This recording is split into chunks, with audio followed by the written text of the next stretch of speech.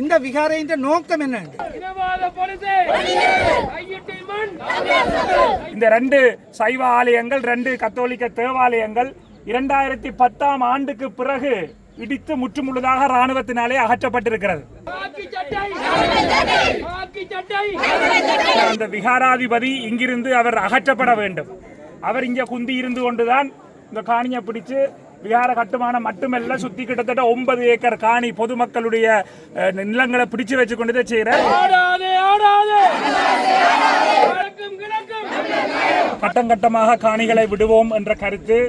சட்டவிரோத விகாரைக்கு சட்டவிரோத விகாரை ஆதரிக்கும் மாநில அரசு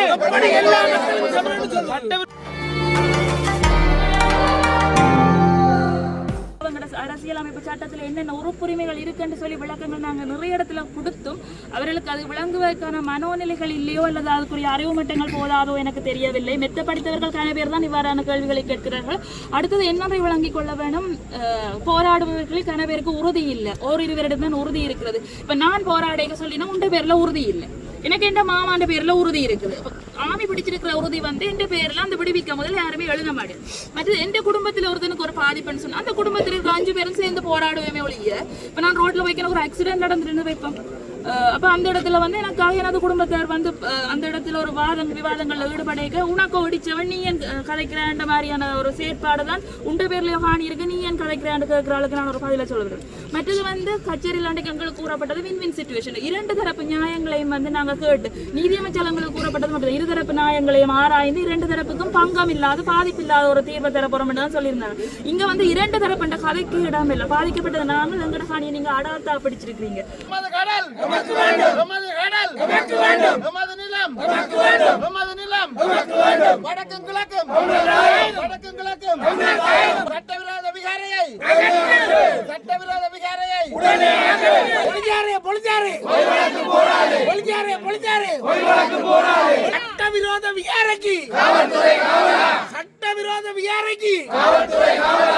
சட்டவிரோத விகாரை ஆதரிக்கும் மாநில அரசு சட்டவிரோத விகாரைக்கு சட்டவிரோத விகாரைக்கு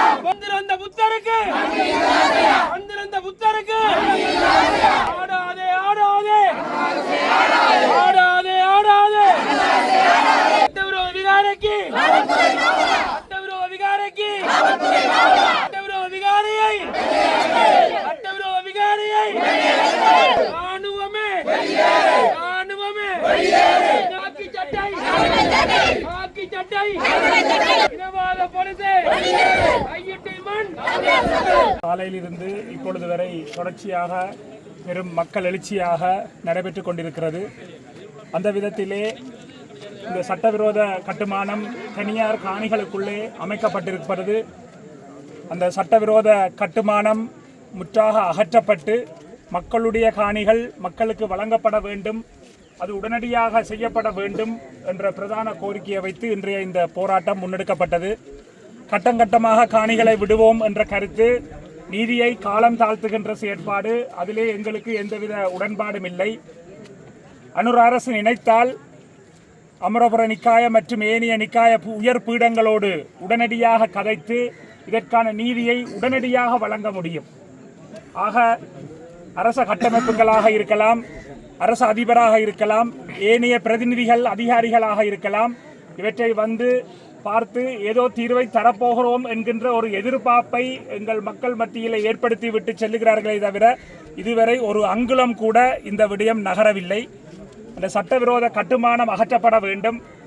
அதற்கு முதலாக இங்கே இருக்கக்கூடிய அந்த விகார சட்டவிரோத கட்டுமான அந்த விகாராதிபதி இங்கிருந்து அவர் அகற்றப்பட வேண்டும்.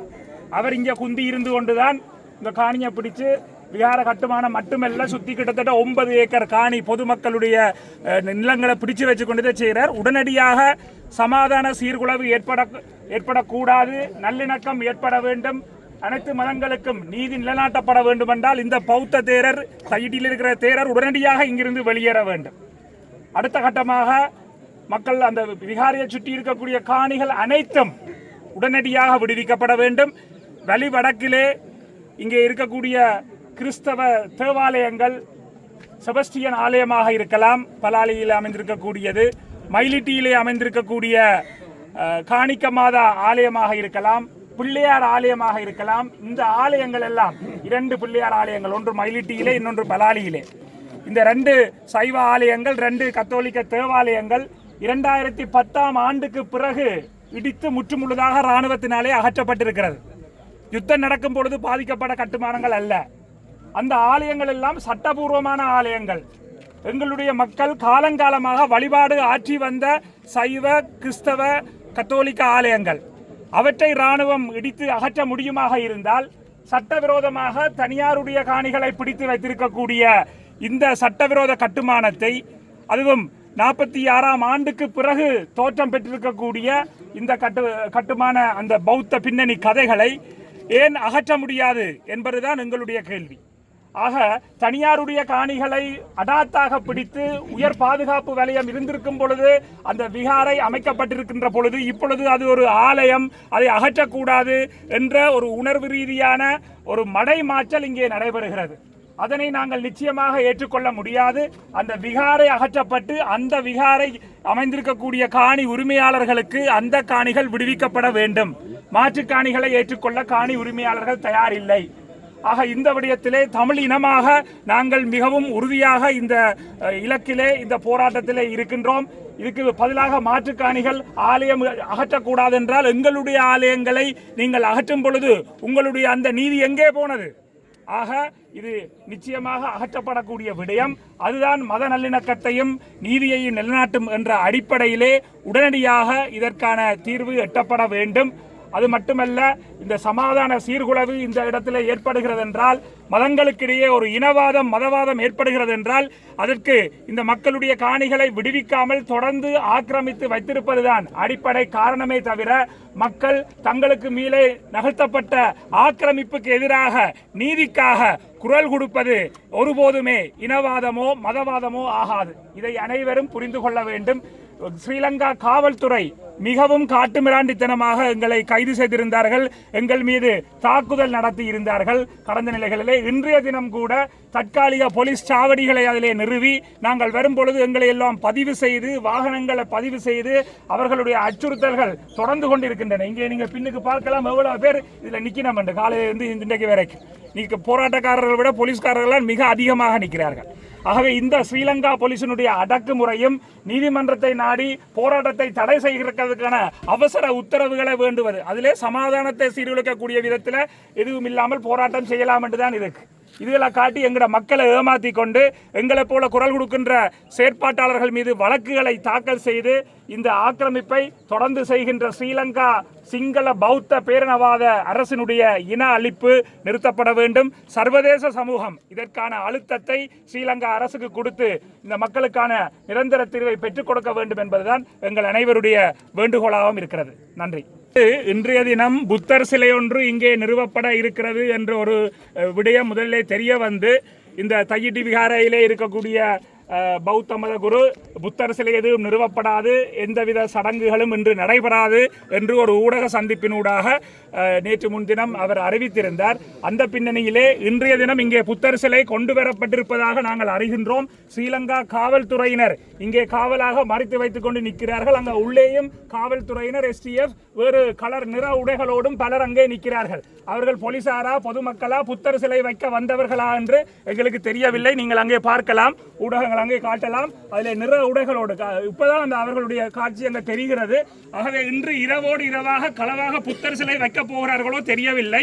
அப்படி புத்தர் சிலை வைக்கப்படுமாக இருந்தால் எங்களுடைய இந்த காணி உரிமைக்கான போராட்டம் தொடர் போராட்டமாக நாங்கள் முன்னெடுக்க இருக்கிறோம் என்பதை இத்தால் அனைத்து தரப்பினருக்கும் நாங்கள் தெரியப்படுத்துகிறோம். இங்கு எக்காரணம் கொண்டும் புத்தர் சிலை தொடர்ந்து நிறுவப்படக்கூடாது என்ற உத்தரவாதம் உரிய தரப்புகளிலிருந்து காணி உரிமையாளர்களுக்கு வழங்கப்பட வேண்டும்.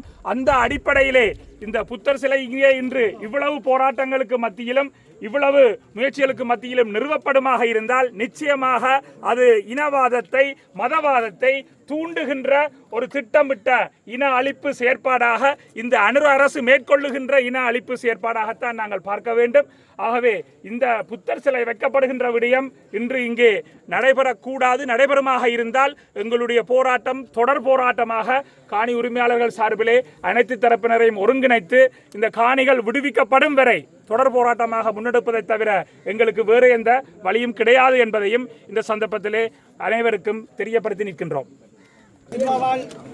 அடிக்கல் நாட்டப்பட்டு அரசாங்கத்தால் நிதி ஒதுக்கப்பட்டு இராணுவத்தால் கட்டப்பட்டு போலீசாரினால் பாதுகாக்கப்படும் இந்த சட்டவிரோத விகாரையின் விகாராதிபதி ஒரு காக்கி உடை அணிந்து அதை களைந்து தற்பொழுது காவி உடை தரித்து அங்கே கடமையில் இருக்கிறார். அப்போ இதில் நீங்கள் எங்களோட யாழ்ப்பாணத்தைச் சேர்ந்த மக்கள் அல்லது குறிப்பாக உலகம் பூராகவும் இருக்கும் தமிழ் மக்கள் ஒன்றை கருத்தில் கொள்ள வேண்டும். இந்த விகாரையின் நோக்கம் என்ன என்று மீண்டும் சொல்லுகிறேன். இது ஒரு அரச யந்திரத்தால் அரசாங்க பணத்தில் கட்டப்பட்ட விகாரை. அங்கே காவல் கடமையில் இருப்பவரும் அரச யந்திரம், உள்ளே இருக்கும் விகாராதிபதியும் முன்னர் காக்கியுடை தரித்து இப்பொழுது காவியுடை தரித்திருப்பார். அவருக்கு இப்போதும் சம்பளம் பழைய சம்பளம் வந்து கொண்டிருக்கிறவங்களுக்கு தெரியாது. எனவே இதன் அடிப்படையை புரிந்து கொண்டு சில கருத்துக்களை தெரிவிப்பவர்கள் தெரிவிக்க வேண்டும். நாங்கள் எங்கட காணி எங்கட இடத்துக்காக நாங்கள் சண்டை பிடிக்கும் போது எங்களை கொச்சைப்படுத்தாதீர்கள், தயவு செய்து கொச்சைப்படுத்தாதீர்கள். கள்ளக்காணி, கள்ள உறுதி, செம்மறி நாயல் போய் வழக்க போடுங்கவன் இப்படியான கதையில காய்ச்சி எங்களை புண்படுத்தாதீர்கள். அதேவேளை இந்த விகாரை எடுக்க வேண்டும், விகாரையை அப்புறப்படுத்த வேண்டும் என நிறைய மக்கள் மனதிலே நினைத்திருந்தாலும் அவர்களுக்கு அந்த கருத்தை வெளிப்படையாக இந்த கமெண்ட்ஸில் சொல்கிற தன்மை இல்லை. அவர்கள் பார்த்து போட்டு தட்டி போட்டு போகிறார்கள். ஆனால் இதற்கென்றே பிளான் பண்ணி அங்கே இருப்பவர்கள் எதிரான கருத்துக்களை மிக இலகுவாக திணிச்சு கொண்டிருக்கும் போது பார்ப்பவர்களுக்கு ஓஹோ இது காணிக்காரெல்லாம் பிள போல நடக்கு என்ற ஒரு தோற்றப்பாடு வருது.